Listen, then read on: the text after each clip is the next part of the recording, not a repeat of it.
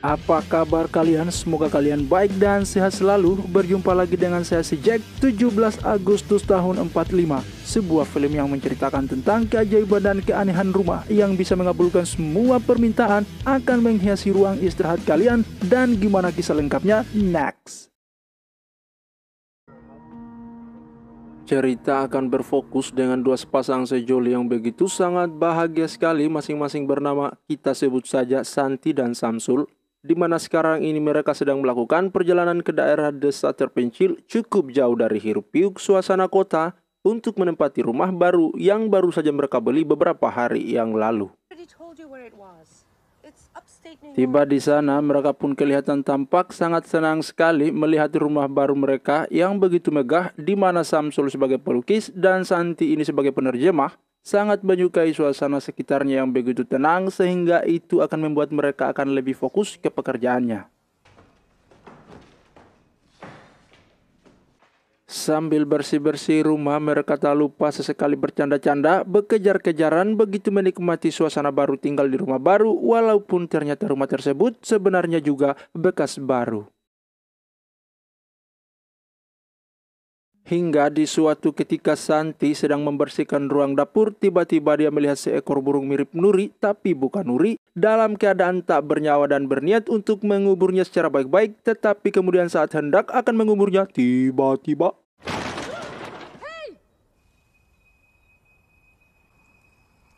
burung yang mirip nuri tersebut hilang tak tahu kemana, apakah terbang atau lari, entahlah, yang jelasnya burung tersebut lenyap seketika sekejap mata tak tahu kemana. Bersamaan dengan itu, Samsul juga mendapatkan sebuah kunci yang lalu dibuangnya, tetapi kemudian ketika sedang bersih-bersih di lantai atas, tiba-tiba dia melihat sebuah pintu dinding yang terkunci dan kuncinya sama persis dengan kunci yang baru saja dibuangnya. Dan ketika sudah membuka pintu tersebut, tiba-tiba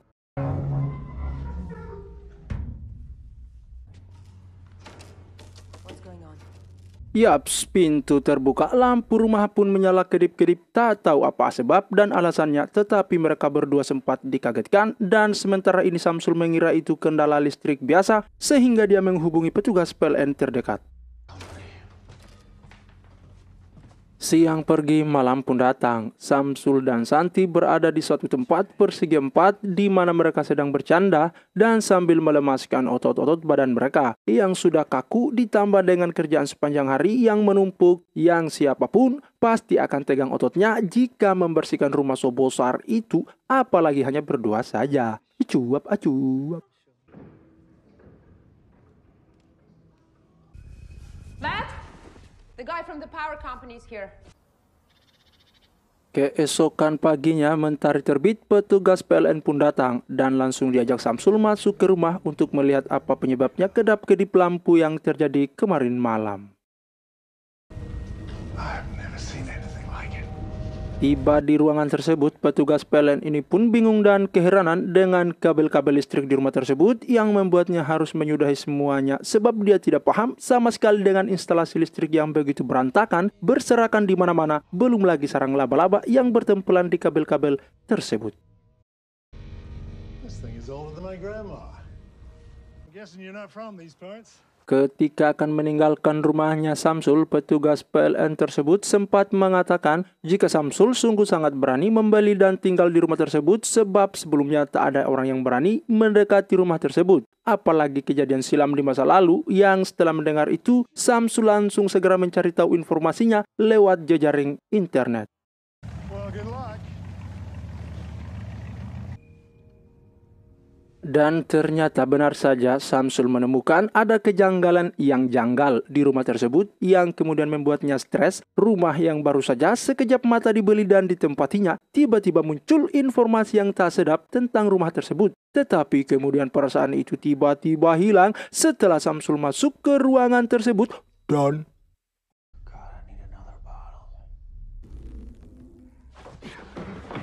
yap, Samsul yang cuma berandai-andai meminta sebotol minuman khamar, tiba-tiba benar-benar muncul tepat di hadapannya, yang jelas-jelas nyata membuatnya kaget tak karuan sampai-sampai mencoba memegang botolnya. Nyata apa tidak sih? Dan sekedar informasi, karena ruangan tadi tidak memiliki nama, maka saya namakan saja dengan nama ruangan tersebut. Permintaan Samsul yang sudah begitu menumpuk untuk lukisan hingga dia melupakan jika kebutuhan sehari-hari manusia sebenarnya adalah money alias uang, yang barulah kemudian setelah Santi datang, tiba-tiba dia meminta sejumlah uang yang begitu sangat banyak dan I want $1,000.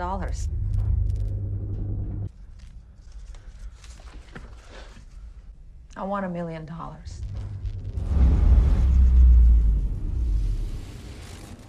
wow, uang yang begitu banyak.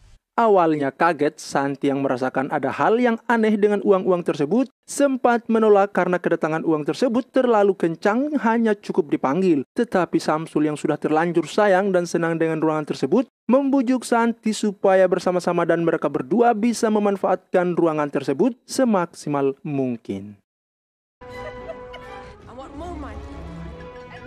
Uang pun datang dan muncul secara gratis dan mereka berdua kebanjiran uang dan harta yang begitu banyak melimpah, di mana semua permintaan apapun bisa terkabulkan cukup dengan satu syarat yang begitu sangat mudah, yaitu cukup masuk dan minta saja di dalam ruangan tersebut. Dan ruangan tersebut langsung merespon mengabulkan permintaan tanpa ritual dan tumbal, apalagi sesajen. Berhari-hari mereka menikmati ruangan tersebut, berpesta pora di rumah, meminta sesuatu yang mereka inginkan, hingga tak dapat dihitung jumlah barang serta merek dagangan apa saja yang mereka minta. Bahkan segitu banyaknya uang yang sudah menumpuk di rumahnya, mereka sobek-sobek dulu, lalu meminta lagi di ruangan tersebut. Sampai-sampai cincin di jari manis pemberian Samsul hilang pun bagi Santi tak perlu menjadi masalah yang dibesar-besarkan, sebab gampang saja bagi dirinya untuk mendapatkannya kembali. Sempat drop dan kini kepercayaan diri Samsul sudah mulai bangkit kembali setelah akibat ternyata selama ini rencana untuk memiliki momongan selalu saja gagal. Dan kini dia membujuk Santi untuk melakukannya kembali, tetapi Santi rupanya sudah tidak setuju dengan ide Samsul sebab trauma dengan kejadian sebelumnya yang lebih tertarik kemudian dengan cara yang lain. Let's give it another try. Dan betapa kagetnya si Samsul ini melihat seorang bayi sedang bersama Santi di dalam kamar mereka, di mana Santi lagi senang-senangnya bermain dengan bayi tersebut. Samsul malah marah dan tidak terima dengan Santi yang sudah mengadopsi seorang bayi tanpa seizin dari Samsul. Whose baby is this? What the fuck is wrong with you? Dan ternyata rupanya bayi tersebut bukanlah hasil dari adopsi, tetapi dari hasil permintaan di ruangan tersebut, di mana Santi tega melakukannya sebab dirinya sudah tak tahan lagi ingin melihat bayi secepatnya, walaupun tanpa melalui proses biologis terlebih dahulu. Sehingga Samsul pun marah, tetapi juga tak tega mengembalikan bayi tersebut sebab mengingat istrinya yang sangat senang merawat bayi tersebut. I want a baby bottle with milk. Thank you. Berbekal informasi searching Google kemarin, keesokan paginya si Samsul ini menuju ke rumah sakit jiwa untuk menemui orang yang sebelumnya pernah tinggal di rumah mereka, sekaligus dianggap sebagai tersangka atas kejadian tindak kekerasan silam di masa lalu yang bernama Jondo. Setibanya di sana bukan main. Ternyata untuk bisa bertemu dengan Jondo ini haruslah seorang wartawan, sebab itulah dirinya tidak pernah bertemu dan bertatapan dengan orang selama kurun waktu yang cukup singkat, yaitu 45 tahun lamanya. Are you a reporter? Sure. Hingga akhirnya dia sudah berhadapan dengan Jondo yang ternyata sejak lama sudah menantikan momen seperti ini. Akhirnya bisa bertemu dengan Samsul yang bertekad keras untuk mengetahui masa lalu dan rahasia rumah tersebut. Akan tetapi Jondo hanya memberikan saran sebaiknya mereka berdua secepatnya hengkang dari rumah tersebut. Lebih lanjut Jondo juga menegaskan jika ruangan tersebut adalah kesenangan yang tiada batas tetapi akan berakhir kejam. Sehingga mereka harusnya segera keluar sebelum ujung ceritanya fatal dan mereka berdua rebes wafat ke peradaban selanjutnya. Get out of the house and do that now before it's too late. Dan saat perjalanan pulang menuju ke rumah, si Samsul singgah sebentar di pengisian pom bensin, tetapi kemudian tiba-tiba Yap, sebelum meninggalkan rumah, sebelumnya ternyata si Samsul ini rupanya sempat mengambil uang yang kira-kira jumlahnya itu sekitar 2.500.000 dan kini uang tersebut hilang entah kemana dan kini yang ada hanyalah debu alias abu yang memenuhi saku jaketnya. Penasaran dengan keanehan itu sampai di rumah semua uang dihamburkannya keluar dan betapa kagetnya kita saat banyaknya uang dan harta yang melimpah yang kita miliki sekejap mata menghilang menjadi abu tanpa bisa berkata-kata. Uang yang begitu banyak bisa didapatkan dalam sekejap mata, tetapi kemudian hanya gara-gara terkena udara bebas di luar, uang tersebut bisa berubah menjadi abu tanpa gosong tetapi mirip abu gosong.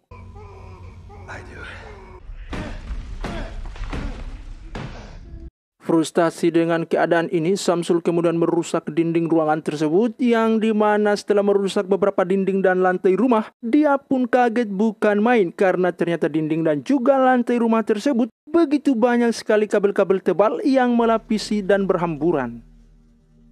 Sementara Santi yang membawa bayinya keluar untuk mencari angin segar di luar rumah, tiba-tiba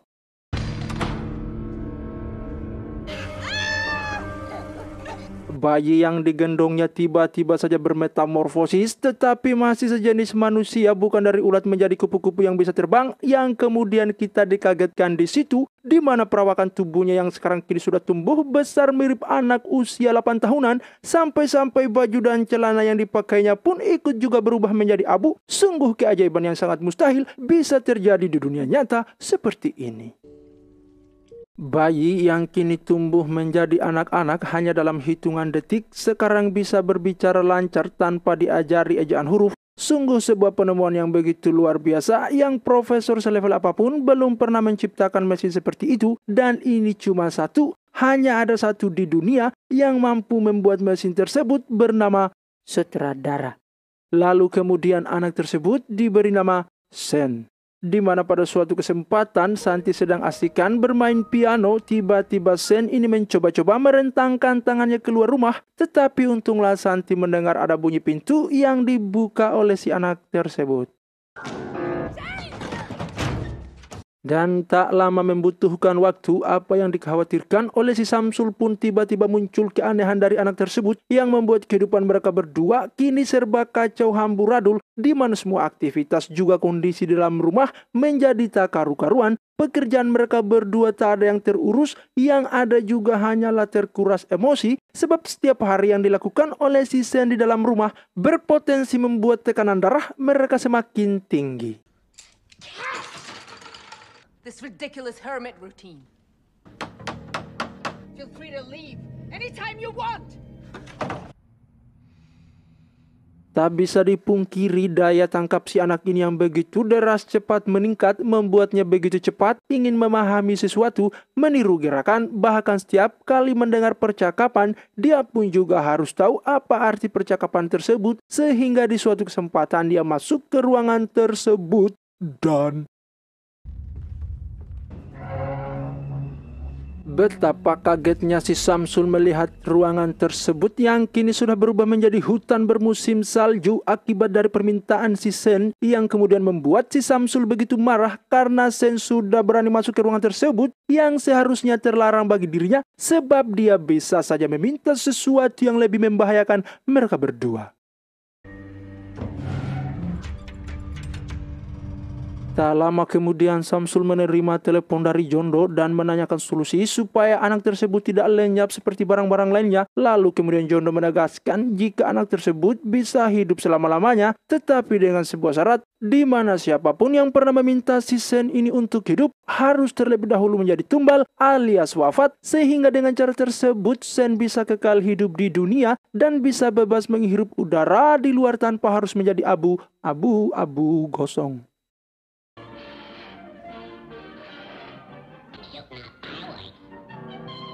Singkat cerita, malam pun datang. Santi sedang berada di luar rumah karena frustasi mendengarkan informasi dari Jondo sebelumnya. Sen dan Samsul duduk berdua, di mana di suatu kesempatan Sen mempertanyakan sesuatu yang ketika Samsul tidak mau menjawab hal tersebut, tiba-tiba She coming back. You told Mommy I was a figment. Is that bad? What's a figment? You're not my dad. Tell me where he is. Tell me where my real dad is. Si Sen membentak si Samsul layaknya berdebat kasus BBM yang lagi anjlok, di mana suara nyaringnya menunjukkan jika dirinya akan sangat marah jika dirinya akan dilarang-larang atau dibentak-bentak oleh siapapun. Apalagi jika benar harga BBM benar-benar melambung tinggi. Coba bayangkan. Samsul yang memiliki karakter keras tetapi juga tak tega melihat istrinya murung dan sedih, mencoba menenangkannya dengan mengajaknya pergi ke tempat persegi 4 sebelumnya, sehingga mereka menguras tenaga mereka berdua di sana tanpa sadar jika si Sen berada di balik pintu yang sedang memfokuskan pikirannya. Dan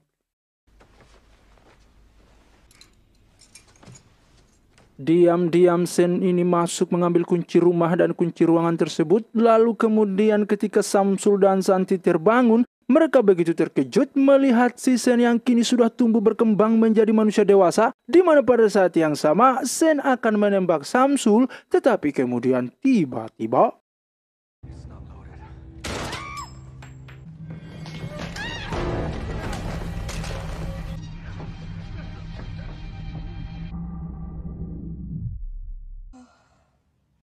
singkat cerita, Santi kini sudah siuman setelah sempat pingsan sebelumnya, dan tepat saat dia tersadar, Sen sudah tiada dan di hadapannya adalah orang yang mirip Samsul, tetapi bukanlah Samsul, dan Santi ini belum menyadari hal tersebut.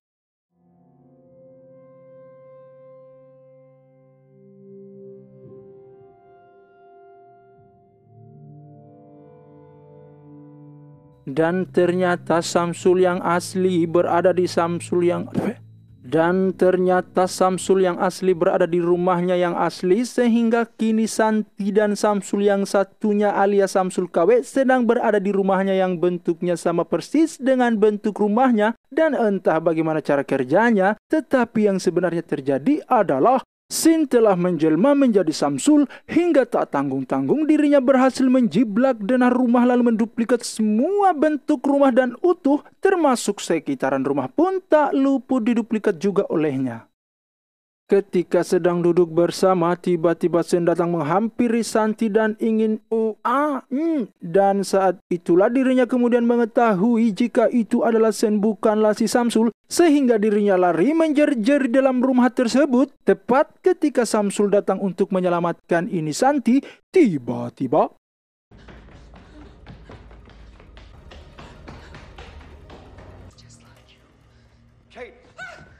yaps, dua Samsul saling berhadapan yang membuat Santi kebingungan mana yang KW dan mana yang asli. Tetapi setelah ada bisikan dari orang dalam yang menyuruh Santi, sutradara, Sen akhirnya terdeteksi oleh si Santi sehingga dirinya segera lari bersama si Samsul menuju keluar. Tetapi kemudian lagi tiba-tiba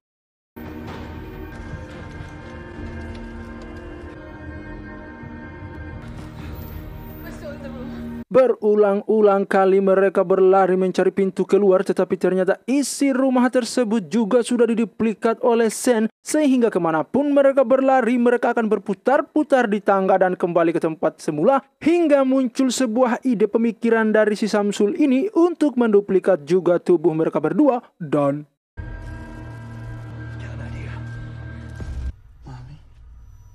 alhasil si Samsul dan si Santi ini berhasil keluar dari rumah tersebut dan segera menuju ke rumah aslinya. Tetapi Sen yang juga tak mau kalah dengan penuh tekad untuk menghabisi nyawa si Samsul, akhirnya mengejar mereka berdua, dan ketika sudah tiba di rumah asli, tiba-tiba Samsul akhirnya berhasil mengelabui si Sen ini dengan berpura-pura tidak bisa membuka pintu, yang pada akhirnya karena Sen mendorong Samsul begitu terlalu keras, mereka pun terlempar keluar sehingga Sen berada di luar dan bermetamorfosis menjadi abu gosong. Tamat dengan abu gosong. Setelah kejadian tersebut, Samsul dan Santi akhirnya memutuskan untuk pindah rumah mencari penginapan kecil-kecilan di kota New York. Dan entah bagaimana nasibnya mereka berdua, apakah Samsul masih menjadi pelukis, apakah Santi sudah menjadi supir taksi online, entahlah, hanyalah doa yang bisa dipanjatkan. Semoga semuanya sehat selalu, amin. Dan akhirnya kita bisa bercermin dari film ini bahwa benar kata Bang Haji Rhoma Irama, pesta pasti akan berakhir. Kerjakanlah yang masih bisa kamu lakukan walaupun itu terlalu buruk. Bagi sebahagian penilaian orang, harta itu mendatangkan kebahagiaan, tapi kebahagiaan tidak bisa dibeli oleh harta. Saya dan kru yang bertugas mengucapkan mohon maaf bila ada salah kata yang terucap. Sampai jumpa lagi di video selanjutnya. Terima kasih.